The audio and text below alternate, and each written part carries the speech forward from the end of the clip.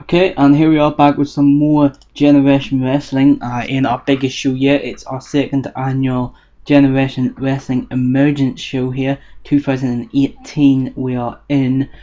We haven't grown in size or importance since the last time, but we have included a new title.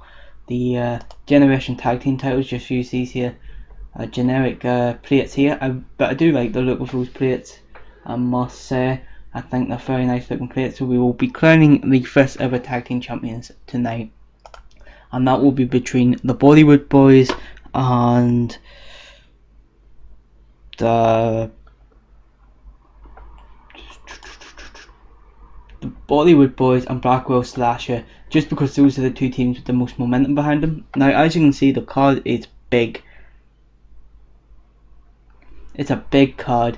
We've brought in Alan Stevens, aka Damien Sandow, for this match to put over one of our own talents, and that's just really to get a big match feel there. So yeah, now this is going to be an expensive show, and we only have 6.5 grand in the bank here, and I can safely say that I think we're going to be about 4 grand in the negatives here. And that's fine, because I do want this to be the biggest show yet, and we will have time to build up that money before the next show. So I'm perfectly fine with that being an expensive show. Of course, we will be on the local network. We can expect about 100 fans to come out to the British Columbia show here, and hopefully we have our best show yet, which I do believe we will have. The main event, of course, is Kyle O'Reilly and Adam Cole. I think that makes the most sense, as it kind of, sums up the last year of the company. But anyway, we're going to go ahead and we're going to run the show here. We do have some post-show segments, and yeah, we'll see why soon enough. So let's run that show there. So we start off the show here with 40 Reddit segment. Pretty good way to start off the show with a video which kind of shows the rivalry between Kyle O'Reilly and Adam Cole over the last year, and then also Sean Devise and Jonathan Gresham's rivalry as well. I just thought that would make sense to build the next show, really. And then we go into a decent match here between Scotty Mac, who goes up against Alan Stevens. Scotty Mac gets the win here. He's one of the new talents that we brought on, one of the local talents. And it was 11 minutes 51 seconds. The match ends by pinfall, and that was after Christina Fonelli, Scotty Mac's manager, and in real life, well, I'm not sure if they still are, but in the game anyway, it's down as that they were in a relationship. So I thought it would make sense to bring her in and be Scotty Mac's manager, and she distracts Alan Stevens. Alan Stevens has debuted at his high society gimmick and got an initial rating of very good. Now, it's important to remember that Alan Stevens is only in the company for the next 3 months or so. Well, actually only for the next 2 months, and this will probably be his only appearance in the company. And Scotty Mac debuts his traditional gimmick and gets an initial rating of average. That's not bad there. Scotty Mac was physically tiring towards the end. That will be a problem, although he is 39 years old and his best days is past him. Christina Fonelli did some good work at ringside. That is good. This match got the crowd hotter. Christina Fonelli has debuted her punk cock. I probably should change that to fit in with the Scotty Mac gimmick, but we'll get around to that at some point. A 53 in-ring performance there by Alan Stevens, and only a 14 by Scotty Mac. But it's not bad for being a local company, but Scotty Mac is improving in his performance skills, which is good to see. So then we go on to the next segment here, where Brian Cage goes against another debuting member of the roster, the King of Yukon. I believe that's how that is pronounced. And in a decent match, Brian Cage wins this one in 8 minutes, as he just fucking destroys him in 8 minutes. When the King of Yukon is defeated when he's knocked out, and the referee decides to call the match. So that's a 41 minute match there. Now, although the King of Yukon took an absolute pounding in this match, I do think that this will be good for him. He's improved in his performance skills, as he's just got a 41 match rate. He's just got a 41 rated match to its name now, so I think that will be an overall good thing. The match got the crowd hotter. The performance of Brian Cage stood out as being good. A 58 in-ring performance there by Brian Cage and a 12 for the King of Yoken. So not bad overall. I'm happy enough with that. Brian Cage absolutely carried that match. And of course the King of Yoken is improving in his performance skills. And that starts the year of the Wrestling Machine storyline. So that gives you an idea of what this year is going to be built around. But then in a 16-minute segment here, we see a video where we exclusively only see the rivalry between Jonathan Gresham and Sean Defy, and that's just the kind of idea there for that one, just to really hype up their match. Sean Defy then goes up against Jonathan Gresham, of course, in their match up in their grudge match, and about to have a decent reaction from the crowd, but subpar wrestling. Jonathan Gresham once again goes over on Sean Defy here, and as a result, Jonathan Gresham wins this matchup in 13 minutes 53 seconds. So the big blow off matchup there, we decide to give once again to Jonathan Gresham, who gets a win, and still Sean Defy is chasing for that all important first win in the company. Both competitors getting a 28 rated performance there, so that's not too bad there. I'm happy enough with that. So yeah, that's nobody's improving, but I'm happy enough with that one there. But then we move on to the next one, where we have a tag team match here for the crown the first ever Generation Tag Team Champions, and about to have a decent reaction from the crowd, but subpar wrestling. We have the Bollywood Boys go over against Blackwell Slasher in 12 minutes 41 seconds when GoofyWillows defeats Steve Blackwell by pinfall.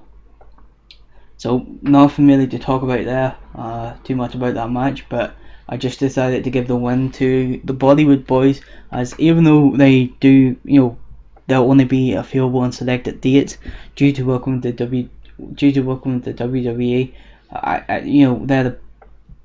They're two of the biggest, guys in the company, so I just thought it would be best to give it to them to start off the tag team championships.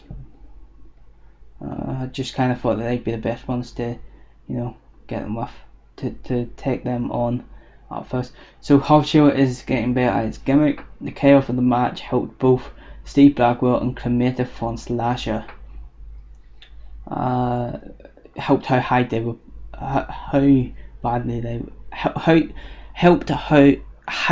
badly they were performing. There we go. We finally got round to it.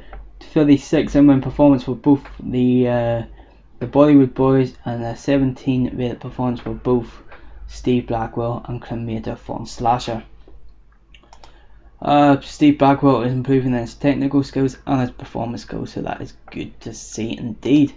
Then we get to the next segment here, 26 rated segment, as we see the Bollywood Boys celebrate their big championship win. But then here we have an angle here where Kyle O'Reilly, that's very good.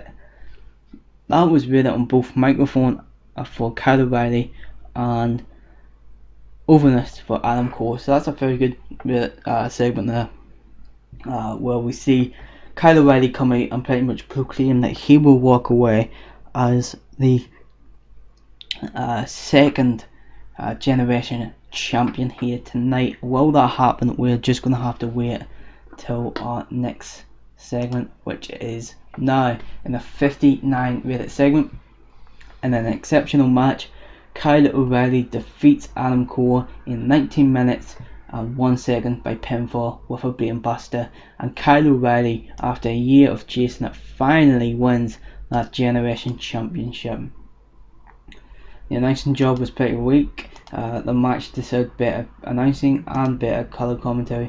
A 75 rated in-ring performance by Adam Cole, holy shit, and a 61 by Kyle O'Reilly.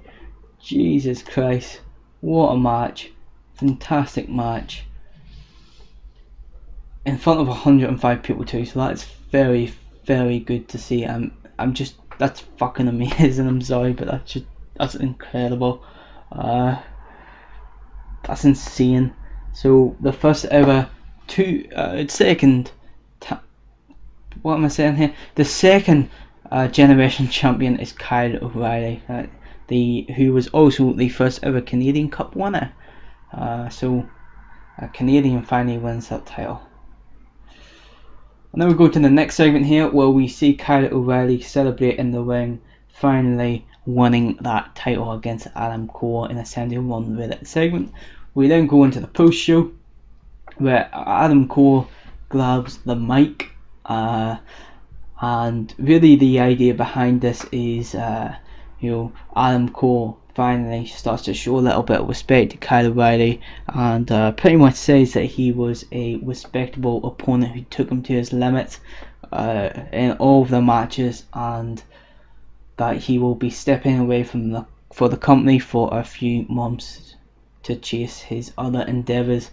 And really the idea is to have him kind of leave the company on screen and kind of hint at a possible, I know that we don't do any disposition, but kind of attitude change idea, if that makes sense.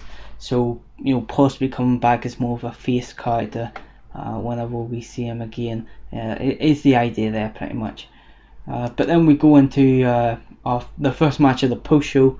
That was, of course, we just went past the first segment of the post show, in a post show bout that had decent matching from the crowd but subpar wrestling. Joe Hendry defeats Billy Swede in 7 minutes and 9 seconds by pinfall.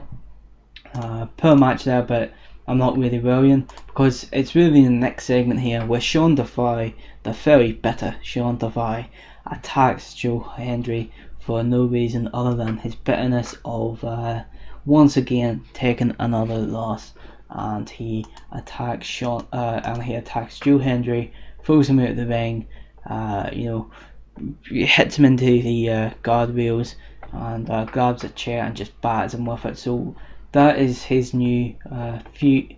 He's now feuding with Joe Hendry, Sean Defy, that is, of course. So yeah, go to the next segment then, where Arn Stevens takes on Jonathan Gresham here, and really this was just to end the show with Arn Stevens leaving the company with a win. That's the idea there. Anyway, 46 in-ring performance there by Arn Stevens, and a 31 by Arn Gresham, and a post-show bout that had great heat and decent wrestling. Arn Stevens defeats Jonathan Gresham in about 10 minutes or so. So yep, go ahead and end that there. 54 rated show there, that's pretty damn good.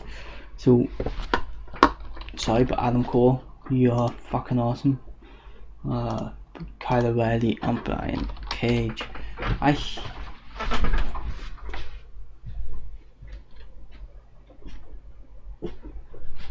don't know what that is.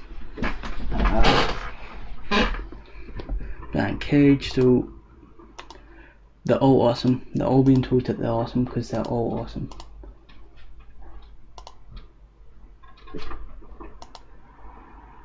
Very happy and pleased. Jesus. Right, anyway, that was a good show. Probably cost a shit ton of money though, is the only thing, but I'm happy enough with that. I'm willing to take $4,000 in debt, because I know that we'll build up back up with sponsorship money. We still have half a month to go to the end of this month. Not to mention that we will probably be taking a month off because this is such an expensive show to run. So the reason why I done this post show was because I was going to do a Fallout show straight after the show, but I wasn't sure if I would have to pay workers twice to do that second show. So just done a post show. I was gonna test it out on another save, like GoofyWillows suggested, but I couldn't be bothered, to be honest. So I just done a post show. Yeah, that's really just the idea behind that. So after this show we will have a look and see, after this loading screen, sorry, we'll have a look and see at a pop and a size. We will then do an auto push, and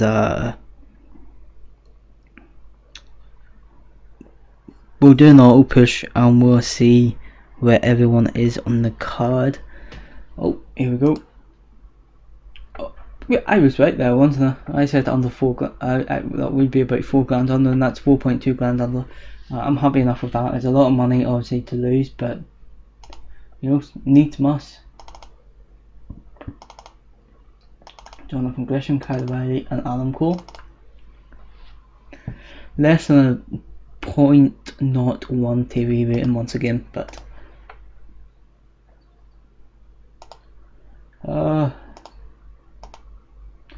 okay, we've one up in pop, which is very good to see. We're up to 12 in pop. We're not up in importance, which I think will go up in importance this year, within the next few months or so, but I don't know. We'll see how it goes. So let's see how many people actually watch that show. 1,000 people watched it. That's okay, I suppose. It's not a most amount of views on TV, but that was our best show, which is good. You know, highest rated show. Very good to see indeed. It might just be the highest rated show that we had in a long time now. The reason why Eddie Kingston wasn't there, I was going to include Eddie Kingston in the show, but unfortunately he was injured, and he's out for about 2 months, which is a real shame. But yeah, he asked for a pay rise and I gave him 50% pay rise, because a lot of money to pay him, So let's see, how much money did we get last month for sponsorship? 3.7 grand last month from sponsorships. So I'm hoping this month we can get near. I don't think we'll get near. Well, no, actually, since we've done the show, I think we could get near the 4 grand mark. That's kind of where I'm aiming for. And I think maybe with the show that we've just done, that might just push us up to that 4 grand mark in sponsorships. And then we can try and, you know, try and keep ourselves up around that 4 grand mark in sponsorships. I do want to start to make a lot of money, but unfortunately it's difficult to do, obviously. So let's go ahead and do a roster overview here. So we'll all push and then we'll see where everyone is on the roster. So forget about Arn Stevens. Red Titans, this is our main event. Red Titans, Kyle O'Reilly, Gareth Shield, Harv Shield, Brian Cage, Adam Cole. Then our other mid card is Billy Swede, Joe Hendry, Jonathan Gresham, Dan Myers, Sean DeFoe, Nelson Creed and Colin Delaney. Our mid card then is Scotty Mack, Steve Blackwell, Pete Powers, Tony Baroni, Cremator von Slasher, the King of Yukon is up there now, and Artemis Spencer. And then in the lower mid card we have Cole Bishop. So not too bad at all, really. Let's go ahead and schedule another event. It's going to be Generation Wrestling 6, of course. This will be. That'll be a 1 hour long event. Generation Wrestling 6, and we will.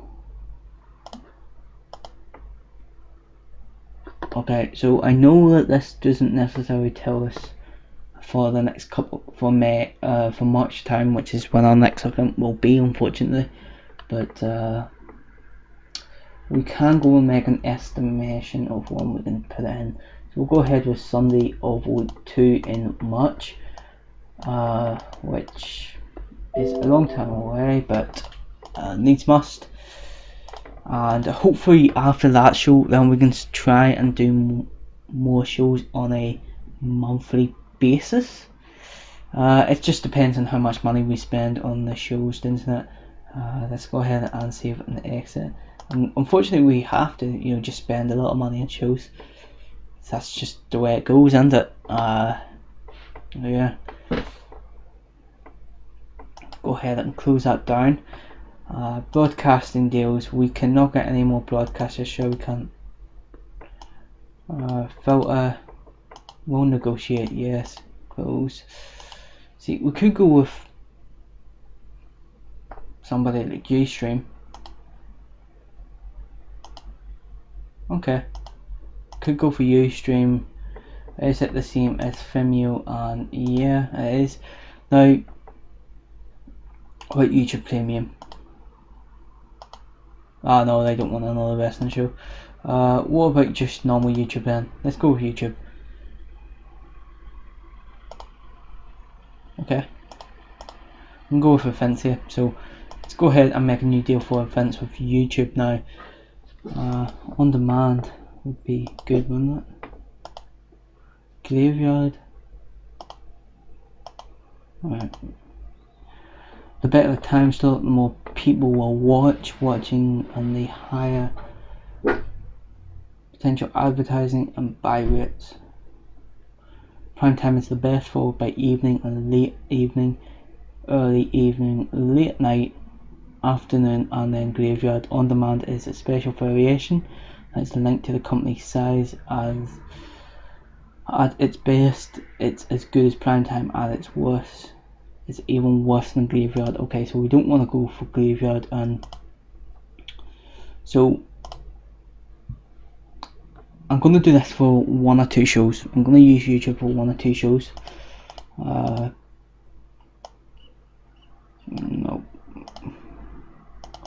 remember it. Go ahead and January, February, yeah, that makes. Well, no, actually, we'll go 6 months to be safe, because we're doing it on the.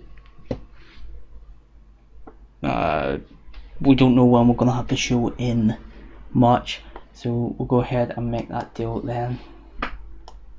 Oh wait, no. Can we go for that night? Okay, no. We need to go for graveyard now. Yes. Now the reason why I'm going with that show is the reason why I'm putting it on the YouTube is just to really is just to experiment a little. I do want to get a bigger audience, and I'm not sure if YouTube is the way to go, but I do think that the local broadcasting service will be better. But I'm gonna put a show. I'm gonna host a show with YouTube and see if we grow any more outside of British Columbia. That's gonna end it there. Thank you very much for watching.